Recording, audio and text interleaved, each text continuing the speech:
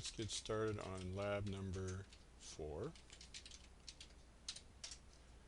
And one of the things that you're going to run into is what we have here, password expiry warning. So when that happens, unfortunately, you're going to have to set yourself a new password. This happens every, I think, 45 days or so. And we have to read through all this, or just slide down to the bottom and say, yes, I accept the terms, and then type in your name and all this stuff. Now, the strange thing is, you have to, for whatever reason, make your password something that is not in a dictionary, which means, you're going to have to come up with something that's up, and you cannot use recent passwords more than whatever. So let's try that. Is this going to work? Yes. So, and get your password changed. So once all that's done, you'll be able to continue on, which kicks you out or does something weird and wonderful, and hopefully we can get into Blackboard and get our normal stuff done. So let's go back in and let's see. Now, as I said at the start, we're going to have things all over the place as far as how you've got this set up. Right now I've got everything under lab modules, and we're going to be doing lab module number 4. So let's go that, and this is our first foray into functions. So let's see what all this is about. So functions, main is a function. You can make your own functions, and at this point you should have read over the sections on functions. There's also some online notes on functions to help you out. And so let's see what it is we have to do. Following template can be used to make a programmer's block and so forth and so forth, and write a program that asks the user from a function called void product void to enter 2 decimal numbers from the keyboard. Your function must then compute the product of the 2 numbers and print the product of the 2 numbers on the screen to 1 decimal place. Function product then returns control to main, which then waits for any key to exit. And if we take a look down here, what it's doing is it's basically going to do everything in product. It's going to clear the screen, go down to product, do everything in product, and then return and wait for any keys. So it's like product is like a main outside of main, and it's called up with function prototypes and function definitions and function calls and all this kind of stuff. So let's get started, and we'll basically set things up the way we normally do. So let's go. We've got our first 3 labs here. So let's say File, New, Project, as always. And let's type in a name this time. Let's give it Lab 4 as our main folder for all this stuff. And again, I'm putting mine on my F drive. And when we do that, it's going to then set that up. And what we have to do at this point is then say that we want to go to Application Settings, and again, Empty Project, say Finish, and we'll get started. So first thing we're going to have to do is set up basically the format of this, and we'll go to Source Files, again, Add, New Item, and we'll call this Lab 4A as it says, Lab 4A. And let's go full screen again, View, full screen, Shift Alt Enter. And the first thing we want to do is put in a programmer's block. And again, title. This program will use functions, use a function, I guess, a function to find product of 2 numbers. Okay, and author is just you. And don't forget, I want you to put in your student ID number in this format, and PRG 155, and if you're in A section, put A. If not, put what section you're in. Today's date happens to be June the 6th, 2009. Ooh, there we go. And description. Now, as we saw before, we're going to be using basically description to be explained to user. So as far as the user is concerned, the user won't know about functions, but we'll put that in. You will be asked from function product to enter two numbers with two numbers from the keyboard. The program or the function product will calculate and output the products and return control to main. That's basically what it's going to do. Now, so that's our programmer's block. Now, I've sort of written a book again here, but it pretty much explains what's going on. The nice thing about this is once it's done, you'll have a permanent record. You can print it out. And it's like making notes as we go. Next thing we're going to put in is our include section. So let's do that. Include section. And we're going to have our normal includes in here. Include standard io.h. And as we saw, that was defines for printf, scanf, getchar, fflush, and putstring. And we also had include conio.h, and that's definitions for getch, and number sign include standard lab.h, and that has the defines that are required for the system command. Now we also have this new section, which is our function prototype section. And we're only going to have one function prototype. And if we take a look at what it says over here, let's go back and take a look at what it says under here.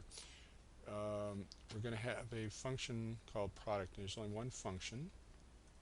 As you can see here, we've got a programmer's block or include files. We've done that. We've got a function prototype section set up here, a main section that we've always done, and a function definition section down here. And let's see what it says about this. It says void product void. Well, being the lazy people that we are, we're just going to grab that, Control C, and we're going to go back over here and function prototypes void product void. Now in here what we do is we put a semicolon in because this is a function prototype, and that's the only one that we've got. And what we're going to have then is integer main bracket void, and what we're going to do then put brackets, and normally we'd have variable declarations and so on, but what we're doing is we're pretty much doing all of this stuff for product.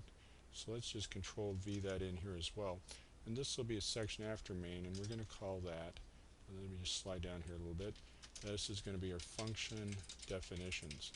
Now the big difference between function prototypes are just really saying, here Mr. Compiler, here's what to expect as far as structure, and the function definition is the actual code. And the big difference here is that we do not put a semicolon at the end. Instead we put brace brackets around, a left brace bracket and a closed right brace bracket, and these basically become like a main. It's just a function where it executes code. And what it showed up here is we're going to put in a system, clear screen. Ooh, make sure that's one thing you got to watch out. All commands in C, typically the important functions that we've got, such as system, are in lowercase. And what it's going to do is we're going to then execute this product. And how do we do this? Do you remember? Yeah, just double click. We're lazy.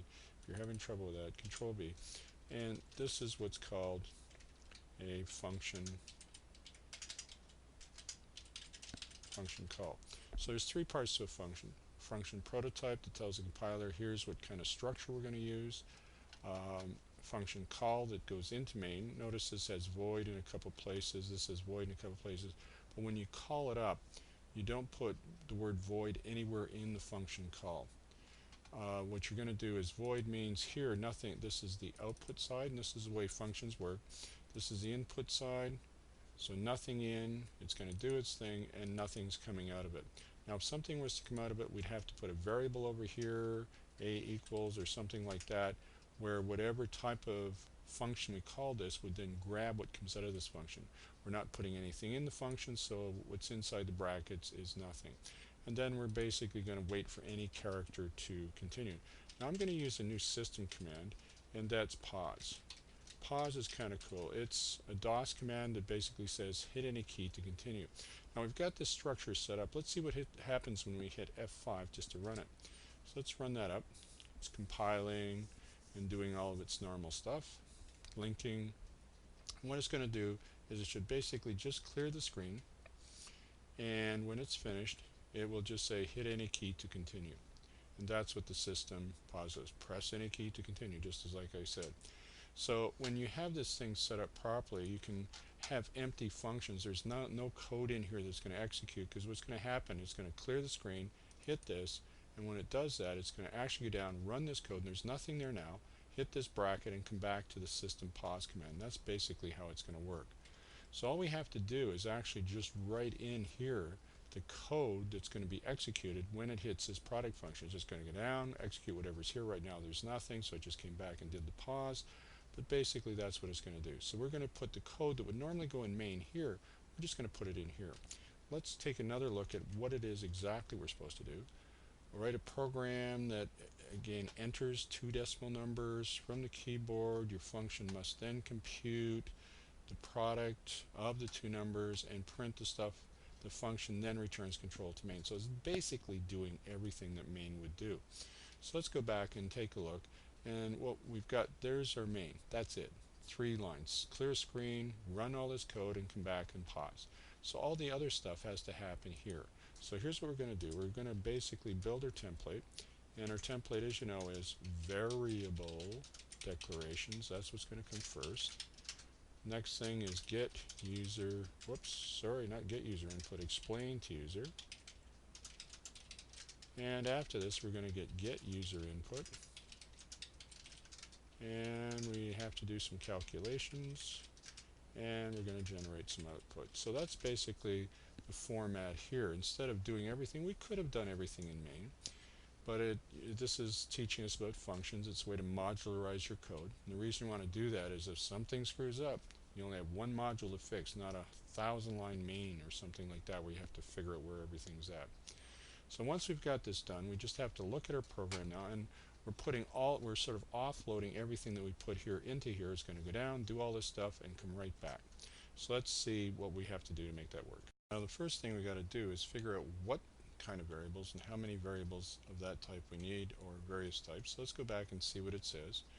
I'll write a C program that asks to enter 2 decimal numbers from the keyboard, product of the 2 decimal numbers into 1 decimal place. So that's obviously float.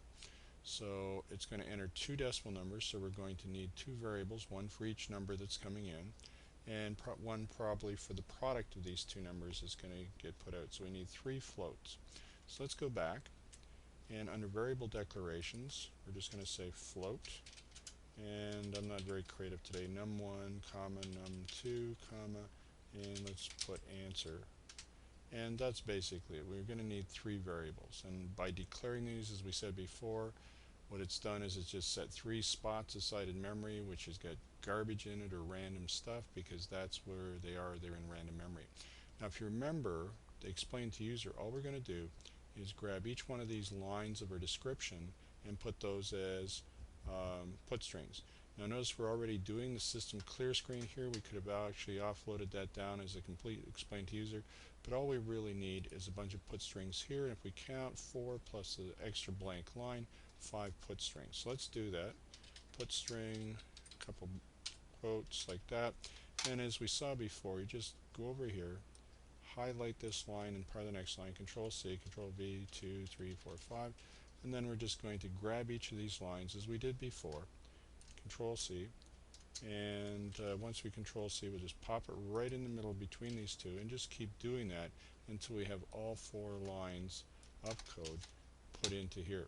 Now once we've got that done, what we'd like to do afterwards is just run up our program and make sure everything's going to work. And we've already got something that's going to stop our screen. As you saw here, we have our system pause. So everything is all set up in main. So once it hits product and comes back, and we'll see that indeed it does go here, that when it hits, and this is where all of our code starts, is in main, it's going to clear the screen, hit product, execute this code, and then come back and do the pause. So let's see if that works. Let's hit F5 and see what goes on. So it's compiling, doing its linking thing, and so forth. and notice it said unreferenced local variables. Notice what we've got here. Now let's just go back over here and get rid of our output window so we can see a little better about what's going on. I'll bring up the output window again.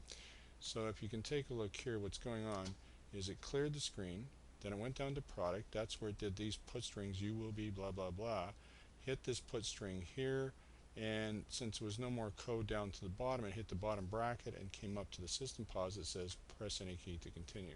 So everything seems to be working quite fine and everything's working the way it should.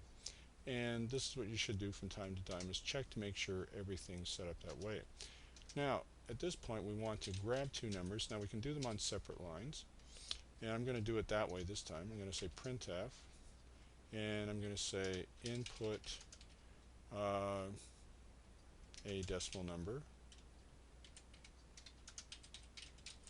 and once I do that, I'm going to then do a scanf,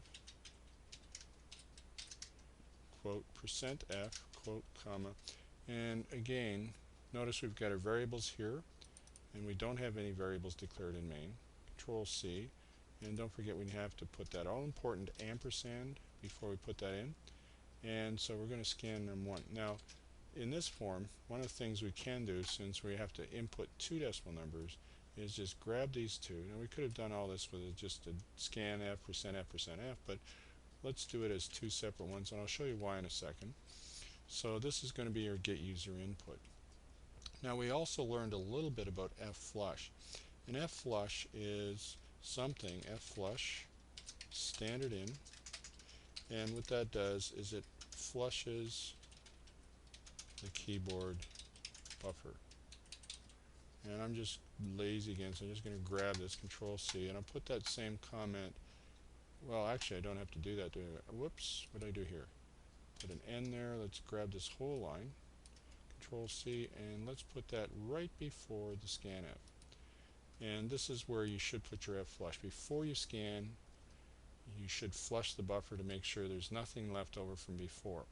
Now let's run this up and make sure this works. And one of the things you're going to see is that if you don't put the fflushes, here's something that's interesting. If I type a 4 and a space 5, notice it says input a decimal number again because it didn't accept the 5. It only accepted the 4. And now watch what happens if I go down here, and if I actually just comment out this second fflush, let's just comment that out and run it up, and look at how things run a little differently this time. This time I can type 4 and 5 and it isn't even going to prompt me for the other. I type 4 and 5 and it didn't even wait. Notice up here, it didn't even wait for me to type. It says enter a decimal number. I typed 4 and 5. It grabbed all of that stuff, and even though it prompted me, it didn't wait around to grab the 5. It just says press any key to continue. So this is the difference. If you want to force the user to input stuff the way you want, you're going to have to flush before every scan, and that's a standard good operating practice. So let's make sure that before we do any scan, we're always going to do an fflush, because if we don't, they could type in a lot of extra crap and it's going to cause some problems with your program. Now we've got all the stuff that we need. All we want to do now is generate an answer. So let's grab this, Control C, and we're going to say answer equals, and it's just very simple, num1 star, which is a multiply, num2. Now I could have grabbed those, but I'm not quite that lazy today. I feel a little bit more energetic. And our final output, let's just see, is there anything that specifies how we're supposed to do our output? Product of two numbers to one decimal place on the screen. Now I'm going to do it as a little bit of fancy format here. I'm just going to say on output printf, and let's put in a backslash n, a couple backslash n's.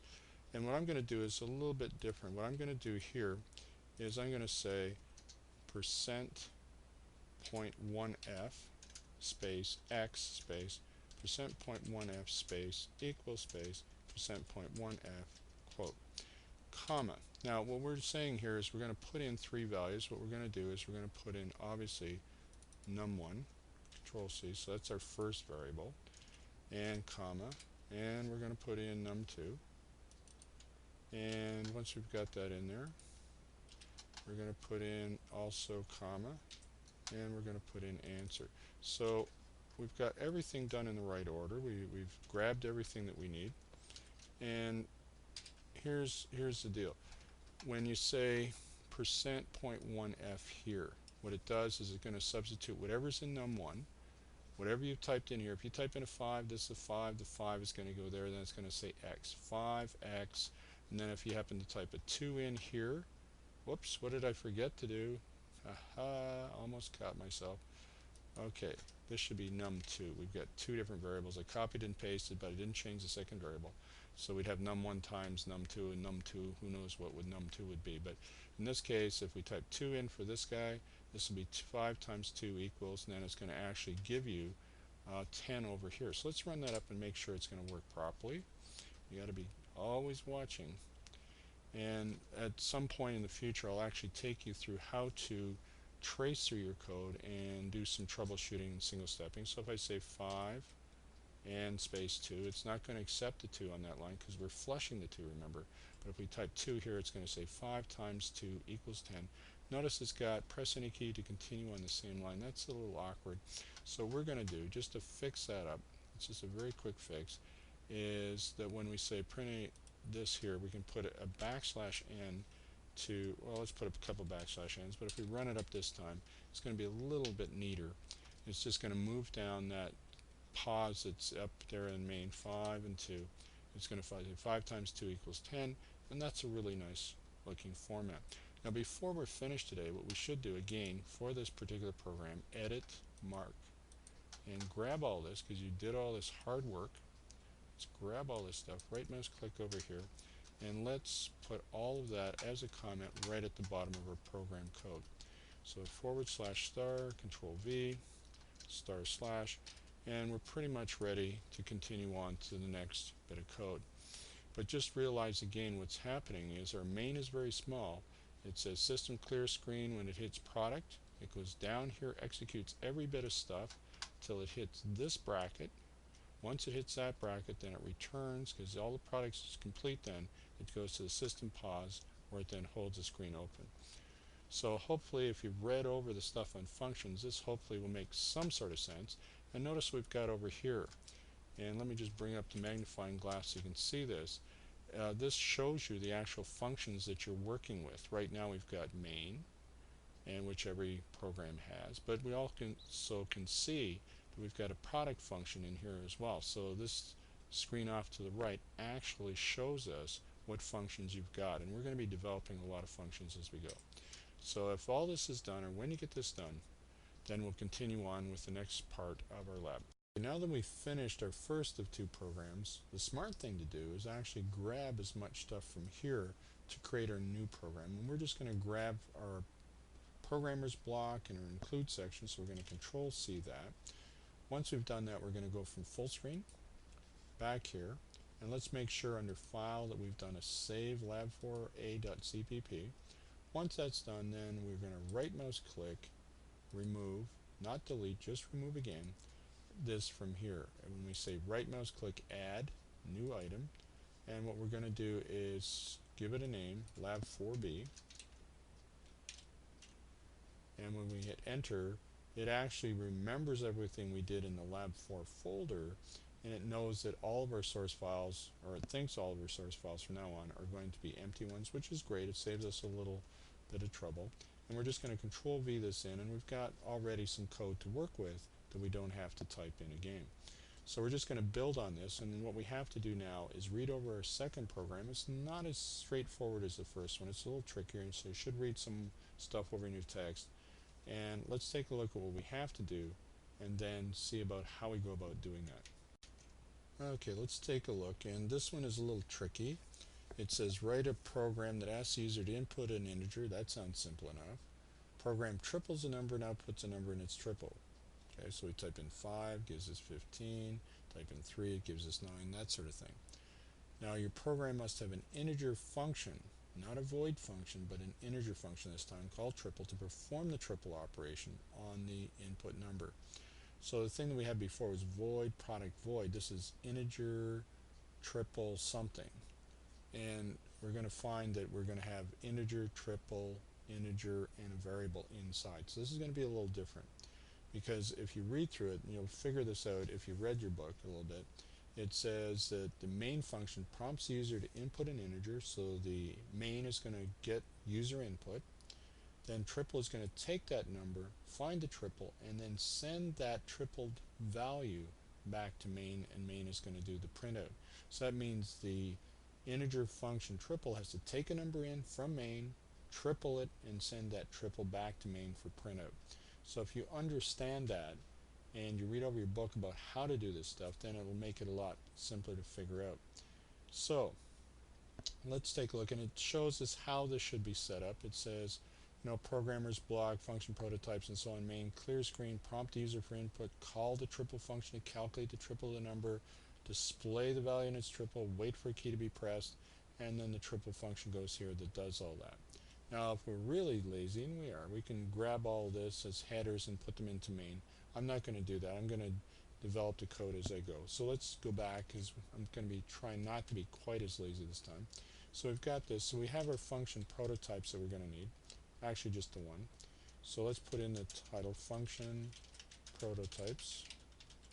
And we just have one. It's going to be integer, triple, and then integer. And we're going to give it a label or a variable name. I'm going to call it Bob. And a semicolon. So this is our function prototype. After our function prototype, we're going to have integer, main, bracket, void. And as we said at the start, we're going to learn a little bit more about functions and what this all means later as we go through. But then we're going to have, after this, the same sort of thing. We're going to have function definitions, and we only have one. And our function definition is going to be exactly the same as our function prototype, but without the semicolon. So we're going to just grab everything up to the semicolon, but not the semicolon, paste that in here, and then put brackets around, brace brackets around this, and this is where our code is going to go for our function definition. Okay, let's take a look at the basic pieces of code we've got. We're going to have variable declarations. We're going to have explain to user.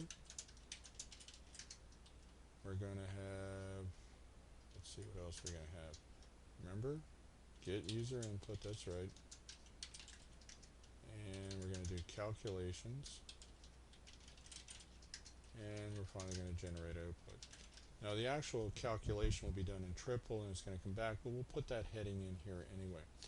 Now if you remember, we're getting stuff from main, and we're only getting one variable from that, but we're generating output as well. So we're going to, and it's integer. So let's call it integer num and answer. So, whoops, what did we forget? And this is the most common mistake, is to forget to put in a semicolon. So we've got that. Now explain to user. We've already got our explanation up here. Well, actually, we haven't changed any of this, have we? Oh my goodness. Aren't we being lazy? So let's see what this does. And let's write it into words. This program will use a function to find the triple of a number, to get the S. Boop. And this is where we should write down what we've learned from the problem. So this program will ask for an integer from in main.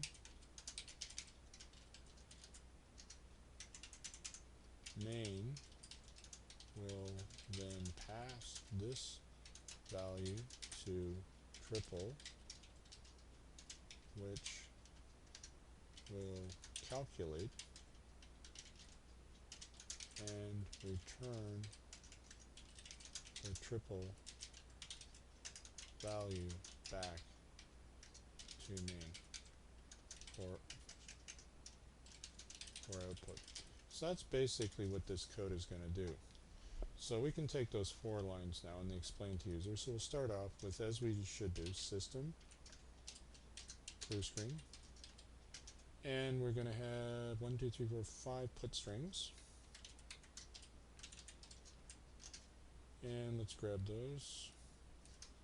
1, Control C, Control 1, 2, 3, 4, 5. Just grab those and put that in. Control C. Now, the actual triple function itself, I'm going to make it very short, as you'll see. So it's going to be, even though it seems very difficult, it's going to be fairly straightforward when you see it. Now, anything that's going to take an input and generate output, anytime it generates output, we have to use something called a return statement.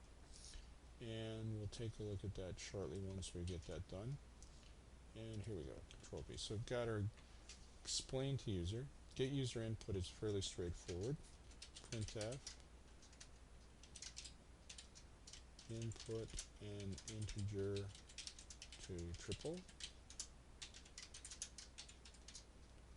And again, fflush standard in with comment flush keyboard buffer. Now it's not all that essential we do it in this case, but we might as well have that as a standard thing that we do. And this time it's %I, good, because we're using integers this time. We're not using floats. Most people will sort of get a little bit too carried away with that. So we're just going to go up here and grab num and put it in here. Now this technique of copying and pasting variables allows you to actually, it's kind of cool, allows you to put in longer variable names like supercalifragilisticexpialidocious if you want. So, and you know, you can copy and paste, so it's not as big a deal. So we're only getting one input, and then our calculation is we're going to take that number and somehow put it into the triple function. So the answer we're going to get, let's grab answer. Answer, and this is the hard part to understand, answer is going to get the triple, not of Bob as we have down here, but the triple of the number that we actually put in. So we're going to just grab that and put it in here. Now these are called dummy variables because in these function definitions and function prototypes, because it has no idea what variables you're using. And here's the way it works, and it's really quite neat. You're typing, and I think you should be able to follow through hopefully to this point the logic so far. You're scanning an integer from the keyboard, putting it into a variable called num. Here, so if you type in a 5, it's going to take in a 5, and what this function has to do is somehow triple to get 15 and put it into answer. Now the way it works is this is like a bucket. You're dumping this bucket and it falls down and this bucket picks it up. So you're actually passing the number in the buckets. You're not passing the bucket. So if this has a 5, you drop it out, this bucket catches it, and then it's going to do something with that and then just return that answer back. Now this is the simplest form, as I'll show you here, of the return statement. You just say return, and you can actually do a calculation inside the return statement. You say 3 times Bob, and it's going to work and work quite nicely. So the way it's going to do, if you put a 5 in, Bob is 5, 3 times 5 is 15, that's what it returns, and the number it returns goes here. So 5 in, triple of 5 is 15, goes there. The way it works, this bucket drops its 5, this bucket picks up the 5, multiplies 3 times 5 to get 15, returns the 15 to an integer variable called answer that's waiting for it. And if you look up here, answer is indeed an integer variable, and that's the way it works. It's going to take a little while to get used to that, but I think you're going to find that it's okay. So what we're going to do is say printf \n the triple of num, well, we don't say num, we say %I is %I. And the variables that we've got here is num and answer. And as we did before, what we're going to do is we're going to put a \n at the end here actually, and you'll see why, \n. And let's try that new command here again, system quote pause, which is the hit any key to continue. So that should be pretty much our code. This is the tricky part. Again, you're going to have to read over the stuff in text about that, but let's punch up with F5 and just see if this indeed works and see if we've forgotten anything. So it's linking, so it thinks there's no errors. And let's try this out and see if it all works the way it's supposed to. So if we slide this down just a little bit, if I type a 4, well, let's use the 5 that we talked about. Triple of 5 is 15, but there's a lot going on over here. There's a lot going on over here. Let me just get rid of this and bring this up again, our output window. So I think you can understand all this stuff down to here. Let's bring up our output window and take, output window and take a look at what's going on. So it printed out the print, this program will ask the user and so forth. So we're down to the get user input section, which is here. It generates the 5, as we said. And what it does is once it gets the 5, it passes that into here. So this becomes the 5. The 5 gets passed on to Bob. So this bucket, which has a 5, dumps out. This Bob bucket grabs the 5, multiplies it by 3, returns it as an integer back up to answer, and then it prints out what's in num and answer. So whatever you typed in, 5 and answer. The quick thing is 5 triple of 5 is 15, 3 triple of 3 is 9, and so on. So it works that way, and the way it works is whatever bucket is here just triples the bucket value, returns it, and the variable that's out here catches what comes out. It gets thrown back. So if you think about this as a scaffold, this guy's up on the scaffold. Hey, I got a number for you. Okay, I'm dumping it in my bucket. Okay, I caught it. I triple it, multiply it by 3. I toss my bucket back. The contents of my bucket, not the bucket, but the contents of my bucket back up. What's there to catch it? Answer's there to catch it. And that's basically how it works.